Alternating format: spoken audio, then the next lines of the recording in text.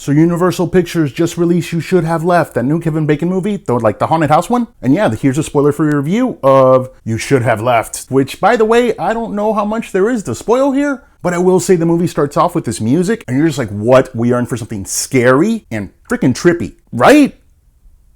And the movie does open up with Kevin Bacon and his daughter, or I'm sorry, that's his wife?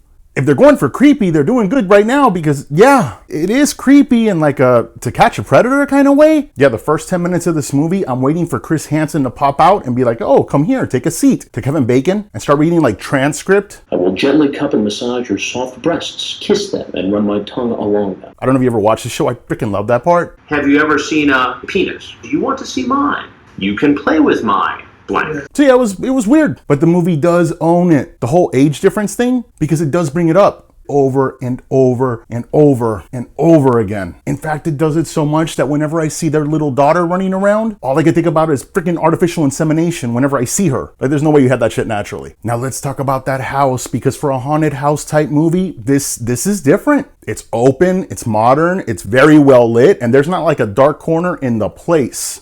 Now, if that doesn't sound scary to you, you're right. It's not. No. But I do appreciate them going for something different. And I did see the eerie approach they were kind of going for, which did work for a couple of minutes. Yeah.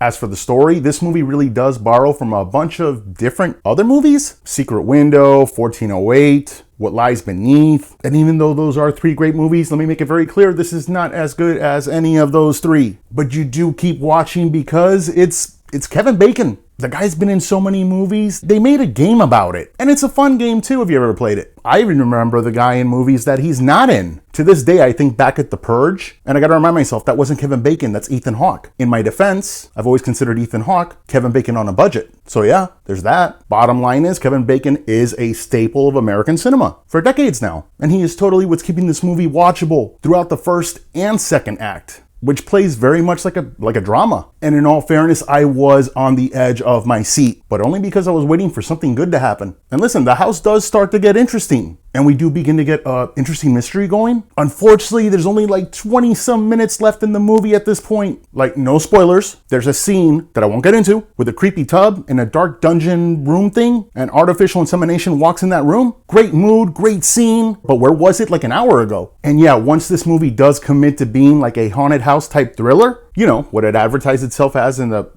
commercials, you're just kind of like, meh, because it's just kind of too late. And I honestly wasn't invested really in any of these characters. And that was not due to the performances. Actually, every actor did great in this. Kevin Bacon was great. Amanda Seyfried was great. Artificial insemination was great. The problem for me was more the writing, the directing, and the overall execution of this. For example, all thriller type movies like this like to have that big twist reveal towards the end. It took me a minute to realize what the reveal was in this movie. Not because it surprised me. No, it was quite the opposite. I'm no Nostradamus, but I thought it was pretty clear throughout the movie what was going on. I didn't realize it was a secret. The movie was like, surprise. And I was like, cool. So yeah. Guys, in the end, You Should Have Left was a really interesting idea, told in the most uninteresting way possible. And I'm going to rate this an additional star higher than I should, just because of Kevin Bacon. Because if you're a Kevin Bacon fan, You Should Have Left is watchable. In the middle of the day, bored at home kind of way. Yeah, if you make this your Saturday night, that's on you, bro. Don't throw that on me. So guys, what's your favorite Kevin Bacon movie? Tell me in the comments section. I can guarantee you it sure as shit ain't this. And if you sat through this movie, you could probably make it through a few of my videos, maybe 2. So you might as well subscribe and hit the bell for notifications. I'm just saying. Thanks for watching.